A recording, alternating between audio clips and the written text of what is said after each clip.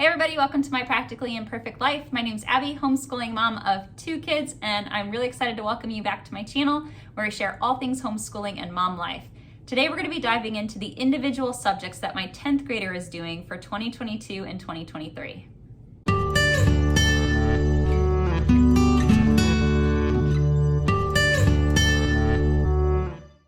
Okay, here are the textbooks and workbooks for my daughter's 10th grade classes this year. So I will go ahead and I will start with her history course. So she is doing United States history. This is from BJU Press, and she is doing the BJU Press distance learning program. So every day she logs on to the BJU hub, and usually there is a video for her to watch, some sort of reading assignment from the textbook.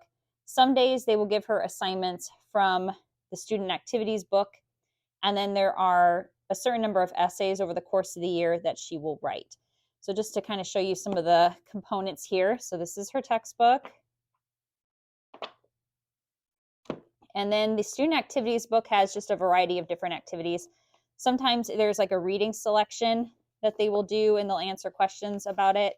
Sometimes it's matching. There's usually some map work in there. The one thing I will tell you is that if you're doing the distance learning course, you will not have your student do every page in the student activity book unless you choose to assign it extra. They do not automatically assign all of the pages in there. And then they send you a couple of things, and then there's some things that you can print off. So one thing you can print off from the website are these guided notes, and there is one of these for every single chapter. I go ahead and I print them all out at the beginning of the year, and then she can just fill them out as she goes through a chapter. So they go right along with the lectures, and then she has those to study from. They also send you a packet of handouts, and I put those in a separate section in here for her. And she is told on a given day if she's going to need to use a particular handout. So she just flips back here and uses those. When they assign the essays, so that'll tell them that they have an essay to do. They have to do a 5-paragraph essay. It'll give them a prompt. So she does her rough draft in here, and then she usually types it up to give to me for the final draft.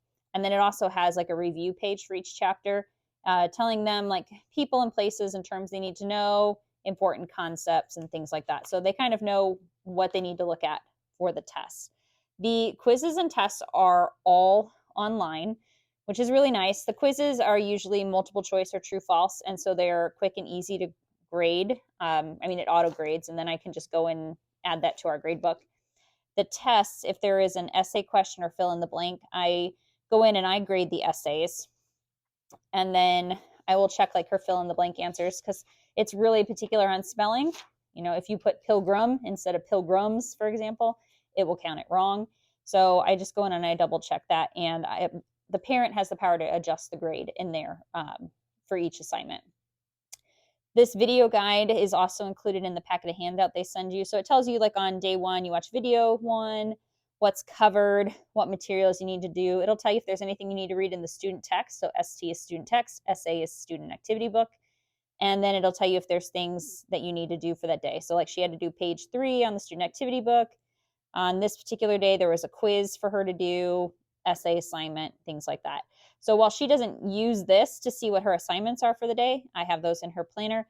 It is just a nice reference. And this helped me when I was putting our lesson plans together for the year. Now, for those of you who are familiar with BJU, you might go, well, wait a minute, isn't U.S. History their 11th grade program? Yes, it is. She did a high school level cultural geography course in the 8th grade. And so we did 10th grade history, which was world history, her freshman year. And so she's doing 11th grade United States history this year. Next year as a junior, she'll do government and econ, and then she will be all done with history. All right, chemistry. So if you watched my son's video, cat hair. If you watched my son's video, I mentioned we had been doing Apologia Sciences for a really long time, and we really liked them. Part of the reason we really liked them is because most of the units in middle school were written by Dr. J. Wiley. And I actually got to meet him when we went to the Great Homeschool Convention, and I just really liked his material. Now, Apologia has done new revisions on a lot of their high school level books, and they're done by a different author. And I did read an article that talked about some errors in the BJU chemistry book. And biology and chemistry were my dual majors in college. So I'm really big on those things being accurate when they're taught. So when I found out that Dr. J. Wiley was now selling curriculum through Barium Builders, I thought, well, we will try his chemistry course. If you are familiar with Apologia, though, this will seem very familiar. The style of writing obviously is similar because the same person was writing it. And it's been very good so far at explaining chemistry concepts. We're only 2 chapters in. In fact, she's getting ready to take her chapter 2 test here soon. But I have liked how this is presenting things and sort of introducing concepts in just an easy to understand way with good real life examples. Then there are things like these comprehension check questions that she can do to make sure she's understanding the concepts. And we did purchase the student workbook. I love student workbooks, so we will just keep using these. So same idea is that she has a reading assignment each day, and then it'll tell her which of these comprehension check problems she needs to go in and do. So she'll, fill out different ones for the different days of the week. And then in the back here, let me find our lab stuff. Here we go. The one thing that is different is that it is not set up to do formal lab reports. And I'm okay with that. She did formal lab reports for the last couple of years. Instead, as we do experiments, she writes in the name of the experiment, what it is they're trying to figure out, data that she collected, and showing her math for there. So you can see these are just from some of the experiments that we have done. We did buy the experiment kit through Nature's Workshop, and we have been using that. It has things like the Bunsen burner you need, all of the beakers, some of the harder to find chemicals that you're going to need to have. But a lot of the labs, they've been able to adjust so, things you can easily find can be used for it. So we've been enjoying this chemistry course so far. We actually have one of her friends who comes over, and I teach both of them the chemistry. So they have work that they do on their own 3 days a week, and then 2 days a week we get together and I basically lecture on the concepts for the week, and we do the experiments and the tests when both of them are here. So that is our chemistry. For math this year, she is on Algebra 2, and we are continuing with Saxon Math for her. This is probably the last year we'll do just a traditional Saxon Math program. We have been doing Saxon Math forever, and we do really like it. Everyone's kind of got split ideas on whether or not they like Saxon. Some people like it because of the way it teaches a small amount of new information every day, and then it has a lot of review. So let's just flip to a problem set here and we'll kind of show you. So on these problem sets, you can see it actually tells you which lesson each problem came from. So even though this is lesson 33, we're getting review problems from multiple lessons in the past. So rather than just learning a concept and then never thinking about it again, it is constantly giving them some small review on those concepts, plus having them do problems that are on the current concepts that they're learning. And that really helps reinforce the information, in my opinion. Because of that, I do have her do a full problem set every day. You can call me the mean mom, but she is very good at math, and I think all of this practice and review is the reason why. And then there's a test booklet, and she does a test roughly every 5 lessons. Then there's a test, and the tests are only 20 problems. The downside to this is that, yes, I do have to hand grade all of her math, but it does allow me to give her some partial credit if I can find where it is she made the error, or she can find where she made the error and then correct it going forward. Because of that, I didn't just buy the answer key to go along with this, I bought the solutions manual. If math is not your strong suit and you are trying to teach math, get the solution manual. It costs a little more than just an answer key, but it is worth every penny because every problem is fully worked out for you. So you can actually see the steps to solving that problem, and then you can better help your student find out where they made an error. In addition to this, we have purchased the online tutorial from Dive. So Dive Math. So if you have heard of Dr. Shorman's math, this is the guy who's Dr. Shorman. Dive Math, they have tutorials online that go with all of the different all the different Saxon programs. So there's pre-algebra, algebra 1, geometry, algebra 2. And so he does a tutorial lesson that goes along with each of these lessons. So it does correlate with the lesson in the book. So she watches that video and takes notes, and then she comes in here and she does the problem set. And that has been really helpful. Now, the reason why I say this is probably going to be our last year doing just straight Saxon is that we are trying out Shoreman Math, the full online program with my 9th grader. And so far we have liked that. We're only 5 weeks in, but we like it. And next year her plan is to do pre-calculus. And I just feel like being able to have that all in an online program will be great for her and good for my sanity. All right. For English, I got a couple of stacks here, and I'll explain why. So for her English 10 course, and we are making it an English 10 honors course, I have 4 components that I include: grammar, vocabulary, writing, and then literature studies. I cannot stress enough how important it is to continue to review grammar concepts, even into high school. This is the age where they need to start being able to write resumes and college application essays and emails to bosses and things like that. Like, they need to know how to do this, and they need to know how to do it with proper grammar. So reviewing grammar concepts, I believe, is really important. She is on the last book in the Fix It Grammar series. This is student book 6, The Little Mermaid. Every week, she has one day where she reads the concept that's being focused on for that week. So it's got some little practices in there and things like that. Then each day there are several sentences for her to go in and edit and then to recopy. So up here it tells her how many of these different things she needs to identify or correct in the sentences below. So you can see she went in here and she did these corrections, and then we went back through it together and we marked things that she either missed or, mismarked to make sure she understands that. And then down here she copies out those sentences for the day. So this is just some of our past weeks. So here's one that's blank. This is what it'll look like when she starts.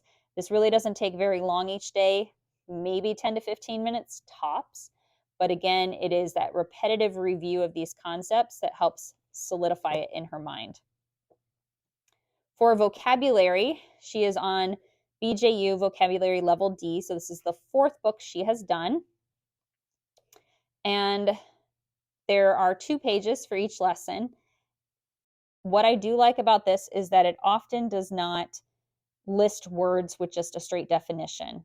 Instead, it's trying to teach them how that word came to be. So this lesson, prefixes, tells you what those mean. Combining forms, what do those mean? So if we put these things together, what is the meaning of the new word that we've made? In preparation for when she takes her SAT and ACT, being able to determine the meaning of words without having the definition given to you is important. So I really like how this teaches it. So just 2 days per week. And then in the back, they have review pages.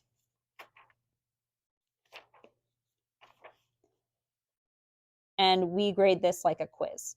So she does the lesson 1 day a week, reviews the words that she's been given a 2nd day of the week, and then the 3rd time of the week she does this as a quiz. The one downside is that there are only 15 lessons in this curriculum. So when we do a 36-week school year, we are going to run out of vocabulary curriculum rather quickly. And based on recommendations from other people, we decided we would give Wordly Wise a try this year. So Wordly Wise Book 10, a bit more like a traditional program is how I would describe it. List of words with their definitions for the week, and then different assignments to do on the different days to review those words.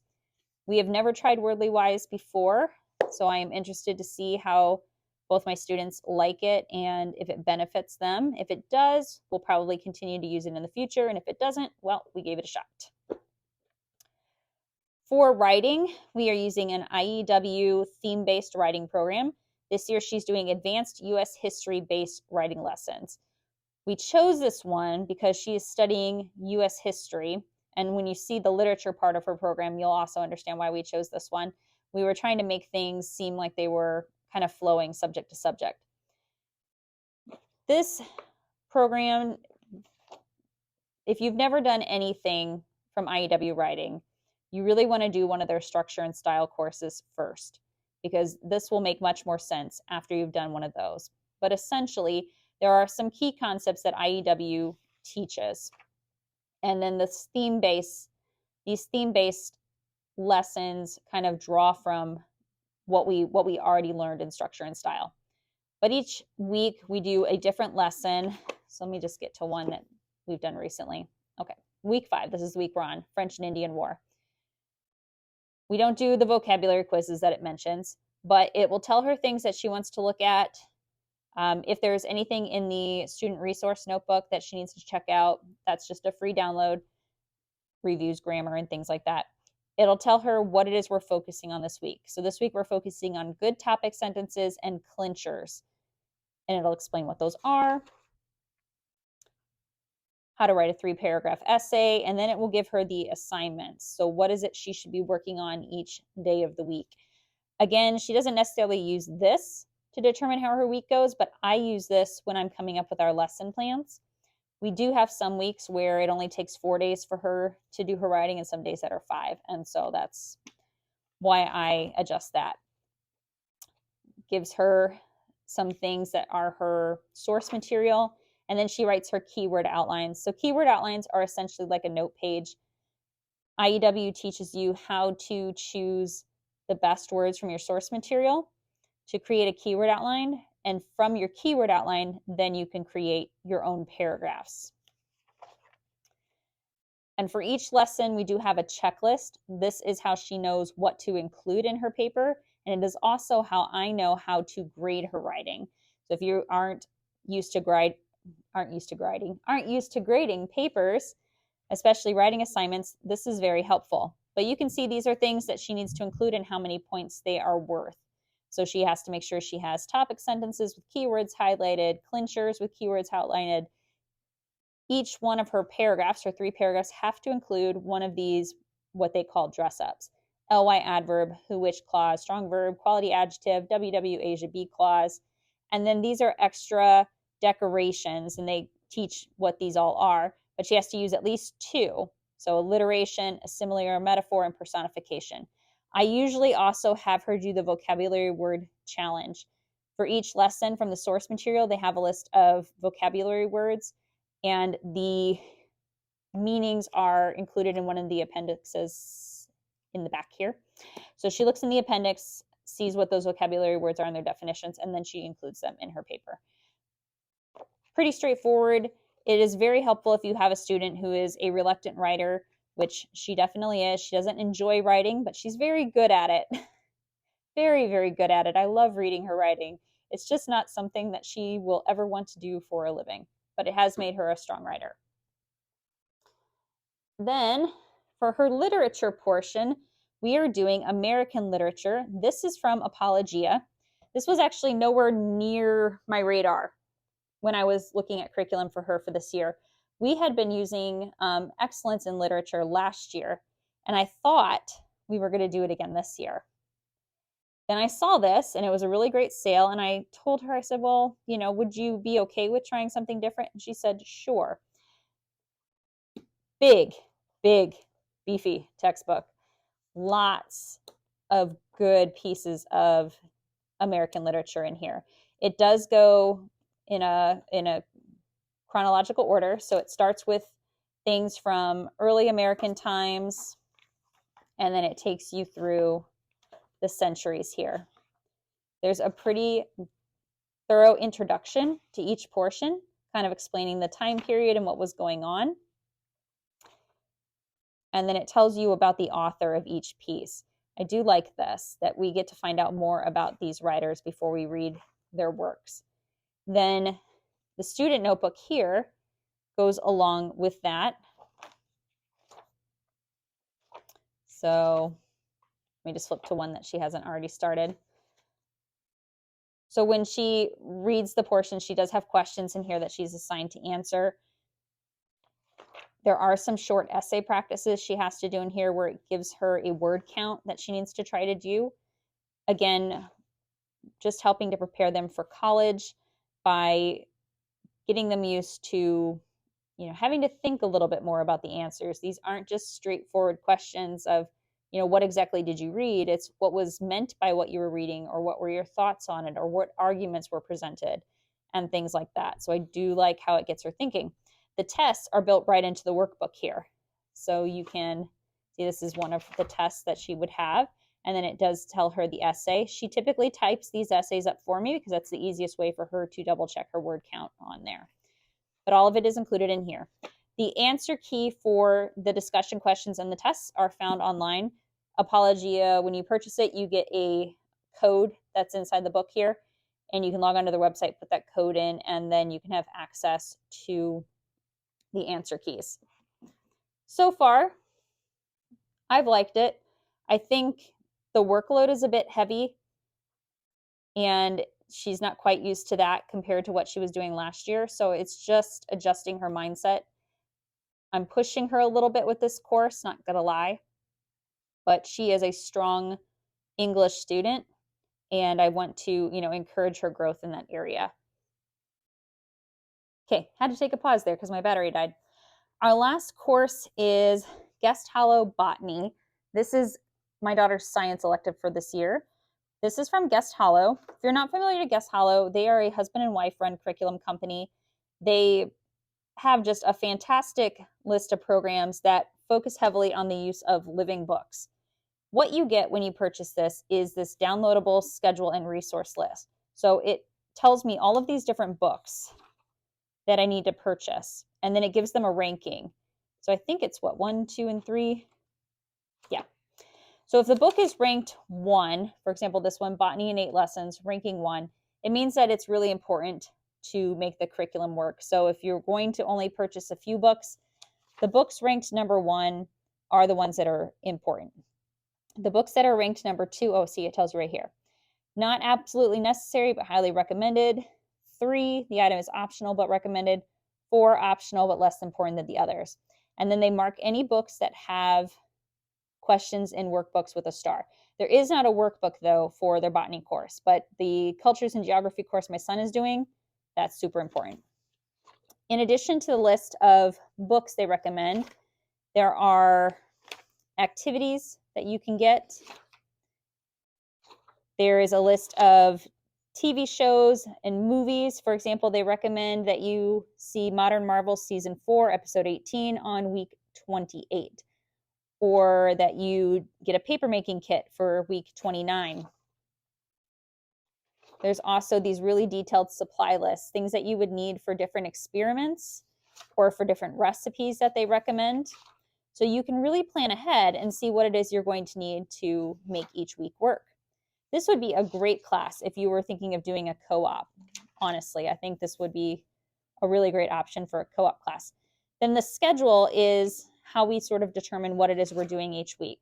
So just using week 1 for an example here, it's got the list of the books that were recommended and what the reading assignments would be for each book. So they're not reading a whole book in a day or in a week. They're reading portions of one. So Wicked Plants, she read, well, this is the page it started on, but it was like 2 pages on this day and 2 pages on that day. 3 pages from Living Trees, couple more pages. But they all kind of fit around a theme. So her first 2 weeks, she was studying chocolate, which was a lot of fun. She read the Milton Hershey biography. She read a book called Chocolate about the history of chocolate. This book I read along with her. Really, really, really good book. If you ever want to find out things about chocolate you never knew. One of her activities was she had to make a chocolate dish. So she did that for us. And then there's other optional things you can do as well. It has links to all these different videos. Most of them are YouTube videos or like TED Talks. When you look at the PDF version of this on the computer, these are live links, so you can click right on them to get to there. I just use that to create playlists on YouTube for her to go to. If you want to do nature journaling and art, you can do that. It has some different options for different kinds of nature notebooks. And then if you want them to do any kind of drawing or nature journaling, there are examples of how to draw different types of plants and flowers that we're talking about in this particular book, This Draw Like an Artist, which is one of the books we have. So how do you grade a class that has no workbooks, no tests, no nothing? Well, we are doing it a few different ways. One, I purchased her this little notebook. I think this was like $8 at Barnes & Noble, maybe. And each day she writes about what she's learned. Similar to like a Charlotte Mason style narration. She just puts in the things that she found out that she thought were interesting. And then if there is a drawing assignment, she adds that into the book. You can see she's quite the good little artist here. Hope she doesn't mind that I'm sharing her drawings, but she's really good.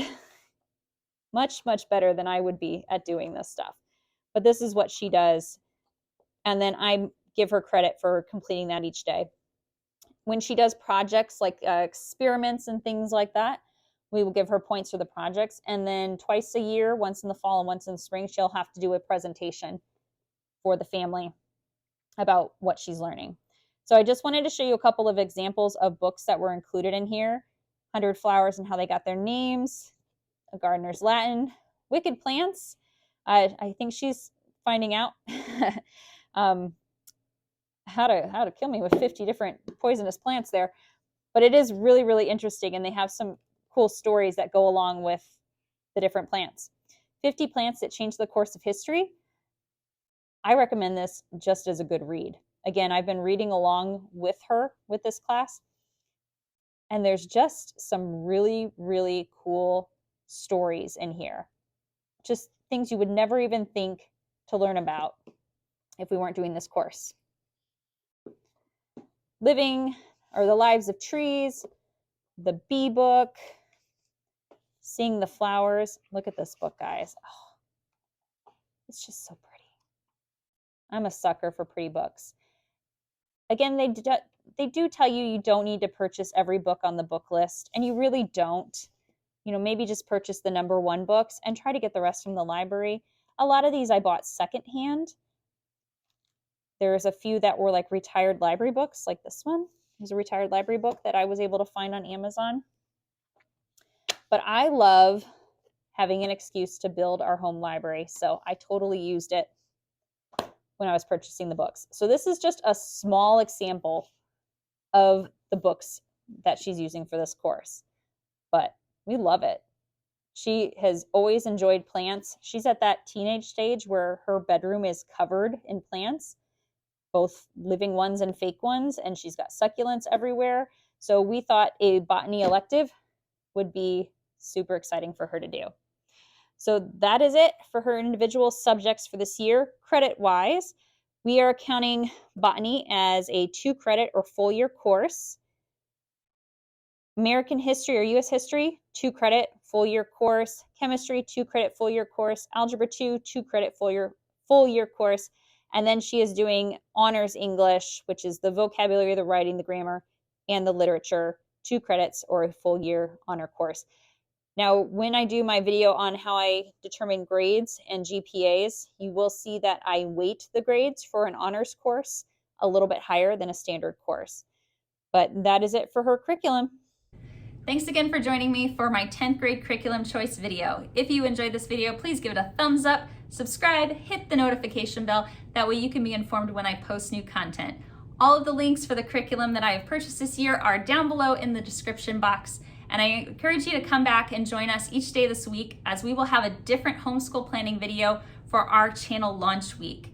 So I hope to see you again soon, everybody. Have a great day.